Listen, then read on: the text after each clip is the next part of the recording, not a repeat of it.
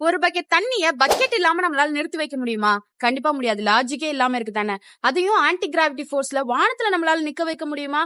நிச்சயமா நம்மளால முடியாது. எந்த ஒரு மனிதனாலையும் முடியாது. ஆனா இறைவன் எவ்வளவு தண்ணீர் இந்த வானத்துல தேக்கி வைக்கிறான். அதை மேகமா கன்வெர்ட் பண்ணி அது லேசான ஒரு ஃபார்ம்ல நிக்க வச்சு அதை அடர்த்தியாக்கி திரும்பி மழையை பொழிய செய்யறான். அல்லாஹ் சொல்லி காட்டுறான், இந்த மேகத்தை ஒன்று திரட்டி அதை அடர்த்தியாக்கி அதோடைய மையத்திலிருந்து இந்த மழையை நான் பொழிய வைக்கிறேன் அப்படின்னு சொல்றான். இன்னமும் கூட அல்லாஹ் மேல நமக்கு நம்பிக்கை வரலையா? ஒரு மனிதனால செய்யவே முடியாது அப்படின்னு இருக்கக்கூடிய ஒரு நிகழ்வை அல்லாஹ் மட்டும்தான் நிகழ்த்தி காட்டுறான். அதுவும் அந்த மழை எல்லாருக்கும் பொழியறது இல்ல. ஒரு பகுதியில பொழியுது, ஒரு பகுதியில பொழியறது இல்ல.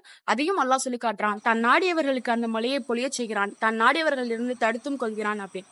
அப்போ அந்த மலை அல்லாஹுடைய அருள். மழையின் நேரத்துல கேட்கக்கூடிய துவாவை அல்லாஹ் அங்கீகரிக்கிறான் அப்படின்னு ரசூல் ஸல்லல்லாஹு அலைஹி வஸல்லம் சொல்றாங்க.